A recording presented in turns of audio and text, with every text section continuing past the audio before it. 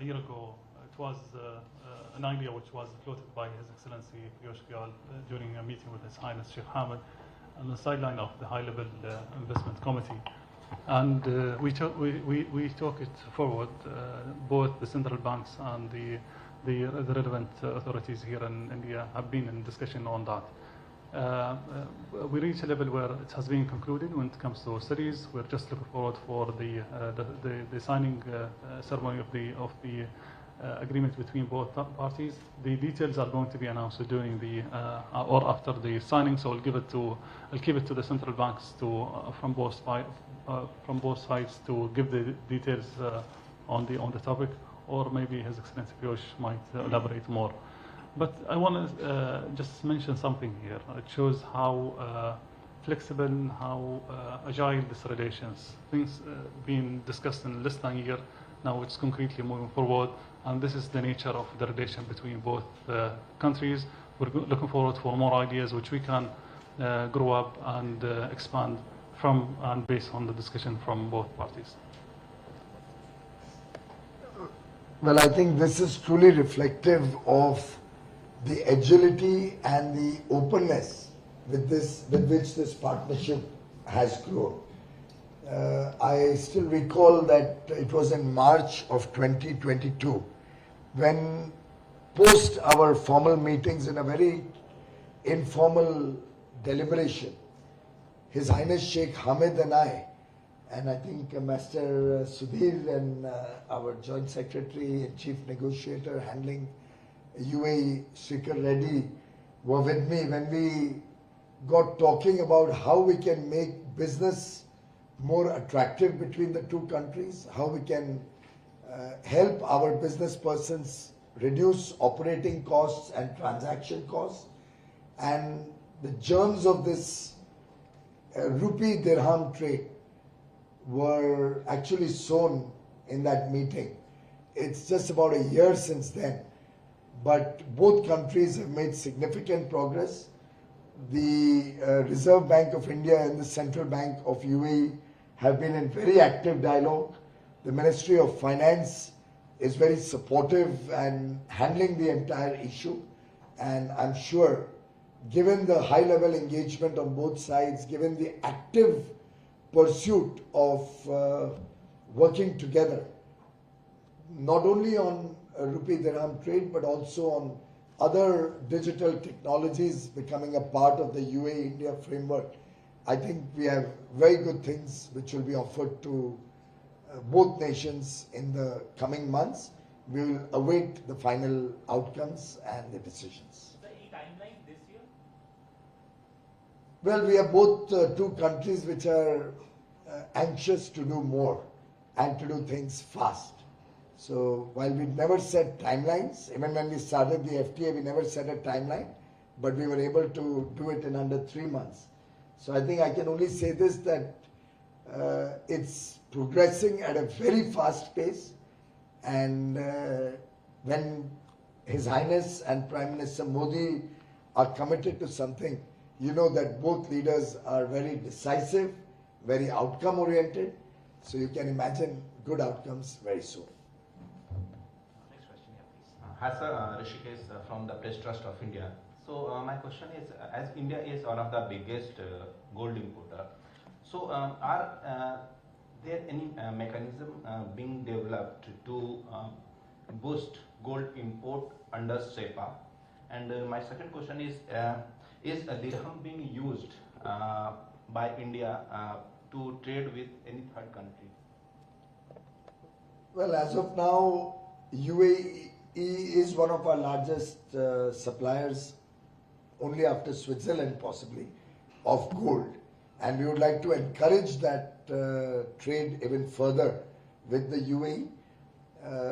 Because of our mutual friendship and understanding, we have given concessions for import of gold from UAE, which is refined and produced in the UAE. And operationalizing that concession had some issues which have been sorted out now. And this year we hope that there will be able to be full imports under the CEPA, so that the duty benefit can be enjoyed by our Indian gold and jewelry sector, which also has a very big market in UAE. There's a huge market for Indian jewelry, Indian products made out of gold, and therefore this will be a mutually beneficial partnership. I must also share with you that we are looking at other ways to expand and engage our partnership on processing and working together on value addition in gold and gold products, which we will announce in due course. But as I said, every meeting with Dr. Thani seeds some new ideas. And today also we have engaged very extensively on several new ideas, some of which you will hear in the months to come. As far as dirham and rupee bilateral trade is concerned, currently we are looking at trading between the two countries. Once that gets operationalized, we will see whether there is potential to expand that further. Thank you.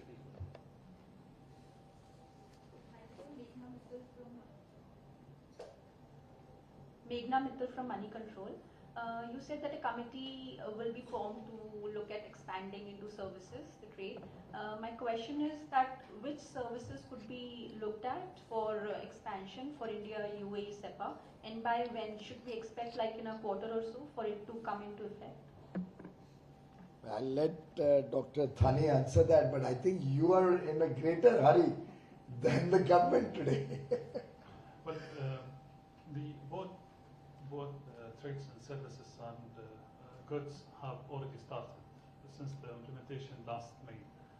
But what we agreed upon today is to establish a council dedicated to ensure that there is a business to business from both sides are discussing and initiating the flow of both sectors moving forward.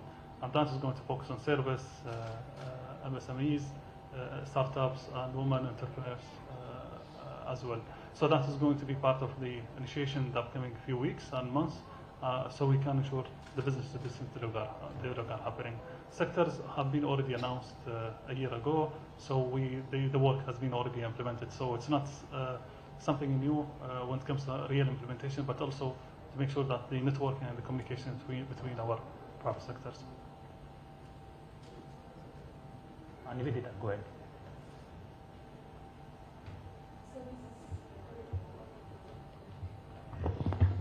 Sir, this is Nivedita from the Sun.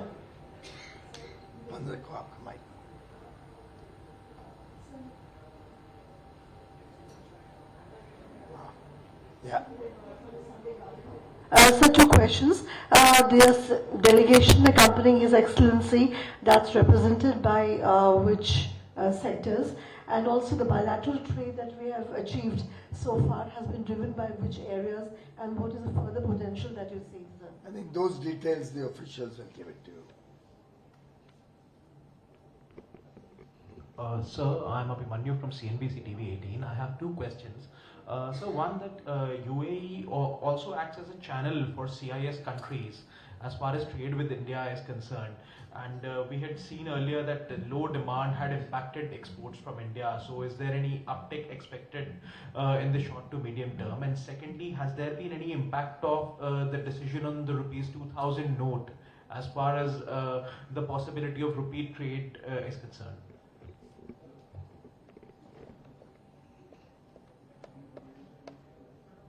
As far as the first question is concerned, I'd like to dispel any such feeling that you have that the UAE is a channel for the CIS or any of that. The UAE is a very important trading hub, and they also have very high quality infrastructure which enables them to expand trade to all over the world.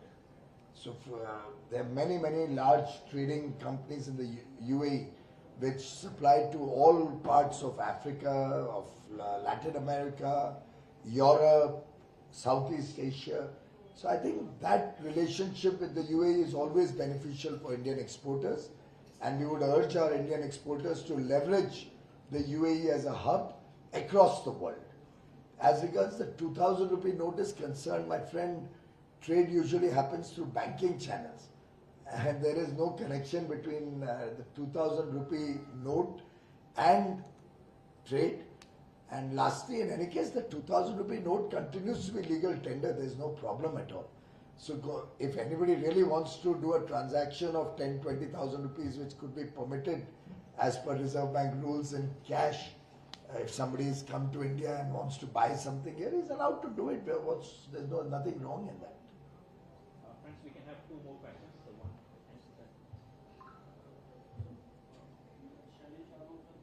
ANI news agency से sir, जैसे कि आपने बोला council का एक गठन होगा और उसमें जो है उसका फोकस स्टार्टअप और एमएसएमई सेक्टर्स वगैरह को होगा, तो किस तरह से ये एमएसएमई सेक्टर और स्टार्टअप सेक्टर इस टाइप से फायदा होगा उनका? बड़े स्वाभाविक रूप से भारत के जो सूक्ष्म, लघु और मध्यम वर्ग के उद्योग हैं, उन्होंने एक बहुत अहम भूमिका निभाई है भारत के औद्योगिक विकास में, भारत के निर्यात में और भारत की अर्थव्यवस्था में। ऐसी परिस्थिति में स्टार्टअप्स एक और ऐसा हमारे सक्सेस स्टोरी है, हमारा काबिलियत है, जिसमें मात्र 7 वर्षों में प्रधानमंत्री नरेंद्र मोदी जी ने जो स्टार्टअप इंडिया 5 जनवरी 2016 को लॉन्च किया था, 16 जनवरी 2016 को लॉन्च किया था, उसके बाद जो बड़ी बढ़त हुई है हमारी स्टार्टअप की दुनिया में, हम विश्व के तीसरे सबसे बड़े स्टार्टअप नेशन के रूप में उभरे। अब ये दो ऐसे सेक्टर्स हैं और साथ में सर्विसेज, जिसमें भारत की भूमिका, भारत की काबिलियत और भारत में एक प्रकार से काम और नौकरी और रोजगार के अवसर बहुत बड़े पैमाने पे गत 7-8 वर्षों में बढ़े हैं। ऐसी परिस्थिति में सीधा उनका संवाद यूएई के उद्योग के साथ, यूएई के बिजनेस से जुड़े हुए कंपनियों के साथ स्वाभाविक रूप से उनको गति भी देगा, उनको प्रोत्साहित भी करेगा, उनको नए अवसर भी खोलेगा। इससे दोनों देशों के बीच में एक कल्पना हुई कि ये पार्टनरशिप को हम अधिक फोकस ऐसे लोगों पे करें जिनको सीधा संवाद करने में शायद तकलीफ हो सकती है। जो बड़ी कंपनियां हैं वो तो सीधा अपना कॉन्टैक्ट्स बना लेती हैं, पहुंच जाती हैं, व्यापार कर लेती हैं, बिजनेस बढ़ा लेती हैं। छोटे लोगों को थोड़ा एक सहारा मिल जाए, उसके हिसाब से काउंसिल का गठन हुआ है। I just briefly explain about the council. It'll be focused on the MSMEs and the startups and services sector, smaller people who do not get an opportunity to directly engage. The large companies always have enough opportunities. Smaller people can be given a little bit of a kickstart or a push. Last question. Good afternoon, sir. Janani this side from BQ Prime. Two questions, sir. You had mentioned that our non-petroleum goods target is about 100 billion till 2030. Is there a total target figure including petroleum? And the second question being, which are some of the commodities that would benefit from this? We've seen gold and ICT products being particularly beneficial in the last year. So if you could also highlight that for us. Want to take that, Dr. Pan? Well, I don't think we put a target to the overall trade, but it did come up in our discussions this morning. And we have both agreed to encourage even greater business on the petroleum side. It's a reality that we import a lot of petroleum products, and we'd love to have UAE as one of our principal suppliers of petroleum products. Similarly, both the UAE is a large consumer of refined petroleum products, but more importantly, almost carrying forward an earlier question, they are also large traders in refined products, going beyond their own capacity. So I have requested Dr. Thani to encourage their companies to look at sourcing refined products more and more from India, so that going forward we can significantly ramp up even on petroleum products on both sides. Our imports of crude oil, and our exports of high quality refined products, in which India has significant capacities, spare capacities, and we make very high quality products. We also may like to keep in mind that some of our Indian refineries are extremely efficient and can convert very low quality crude oil from other countries into high quality refined petroleum products. So there, even though that oil may not come from the UAE, which is generally making much higher grades of crude oil, we could actually see a situation where third country petroleum products of lower quality could be refined in India into high quality products. Other than that, I think there are many sectors. We have just gone through it: pharmaceutical, textiles, footwear, furnishings, furniture. There's a whole gamut of activities in which India can be a large supplier of goods, large number of services from India which can go to the UAE, and of course they have strengths in the field of petrochemicals and certain areas where I think we will enjoy the fruits and benefits of this CEPA on the UAE side. I will add, I'll just add to what His Excellency said. When it comes to oil, Yeah, it's on. when it comes to oil trade, India for us is a strategic nation, so we'll be always there to support the industrial boom in India. We don't need a target. So whenever there is a need, you will see the UAE backing and supporting India. On the second question regarding the exports and imports, from the Indian side, we start seeing a huge growth when it comes to textile, food security, agriculture, footwears, automobiles, products as well, gems and jewelries being increasingly imported from India to the UAE. From the UAE side, we start seeing growth in the volume of iron, steel, aluminium, and polymers. So those are some of the products of many that already experienced some growth. Thank you. Thank you. Thank you, to His Excellency. Thank you, Honorable Minister. Friends, you can join in the next room where Honorable Ministers will be making opening remarks to the business community. Thank you, sir.